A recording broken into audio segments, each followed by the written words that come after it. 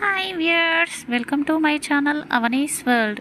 శ్రీ పరాభవ నామ సంవత్సరం, ఉత్తరాయణం, వసంత ఋతువు, చైత్రమాసం, శుక్లపక్షం, ఏకాదశి. ఈరోజు ఆశ్లేష నక్షత్రం అండి. ఆశ్లేష నక్షత్రం నాగదేవతల నక్షత్రం అండి. సో చాలామంది ఈ నక్షత్రంలో జన్మించిన వాళ్ళు ఎవరైతే స్త్రీలు ఉన్నారో వారికి వివాహం కోసం ఆశ్లేష బలి పూజ చేసుకోవాలని చెప్పేసి అంటూ ఉంటారు.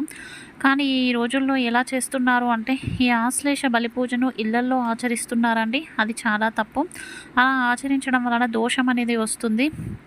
అష్టబలి, అలాగే నారాయణ బలి, మోక్షనారాయణ బలి, ఇలాంటి యజ్ఞయాగాదులు లాంటివి ఏవైనా ఉన్నా కూడా అవి ఇంట్లో ఆచరించకూడదు. సముద్ర తీరాల్లో, నదీ తీరంలో, దేవాలయంలో, ఇంటి బయట ఆచరించాలండి.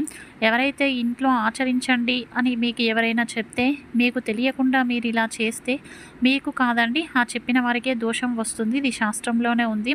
తెలియక చేసిన వారికి క్షమాపణ అనేది ఉంటుంది అండి. పరిహారం, పూజలు కూడా ఉంటాయి.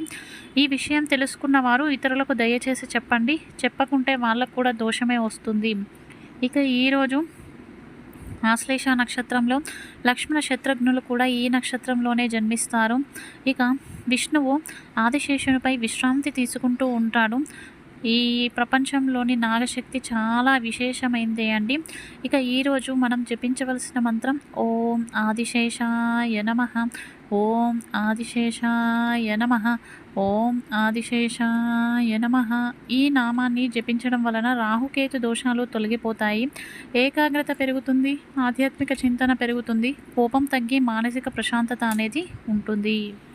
ఇక ఏప్రిల్ 4 నుంచి సూర్యుడు మేషరాశిలోకి వస్తున్నాడు అండి. దీన్నే మీనమాసం అని అంటూ ఉంటారు. ఏప్రిల్ 4 నుంచి ఏప్రిల్ 14 వరకు కూడా ముహూర్తాలు అనేవి ఉండవు.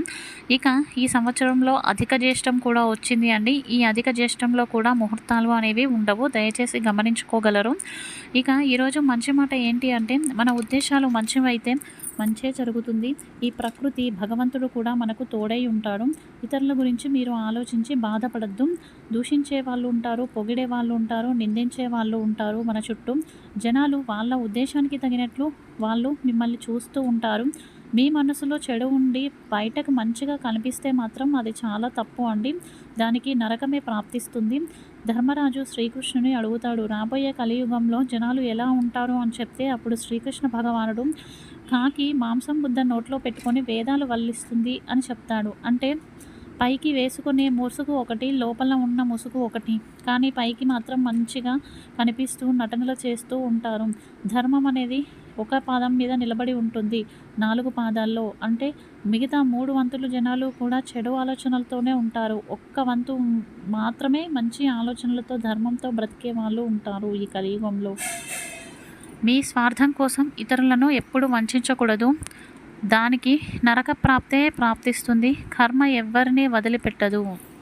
ఈరోజు ఆయుర్క్షేమంలో భాగంగా నల్ల మిరియాలను పౌడర్ చేసి మనం తినే ఆహార పదార్థాలపై చల్లుకొని తినండి. పుచ్చకాయ పైన కానీ, లేదంటే దోసకాయ పీసెస్ పైన కానీ, ఏదైనా పొంగల్ కానీ, చట్నీ కానీ ఏది చేసుకున్నా కూడా మీ ఆహారంలో ఈ నల్ల మిరియాల పొడిని చేర్చుకోండి. దీని వలన డైజెషన్ బాగుంటుంది, ఏకాగ్రత పెరుగుతుంది, ఇమ్యూనిటీ సిస్టమ్ డెవలప్ అవుతుంది. ఉదయం ఆచరించవలసిన పూజ అండి.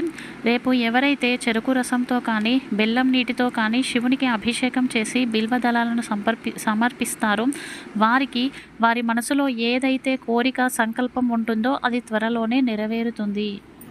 ఇక ఈరోజు యోగక్షేమం.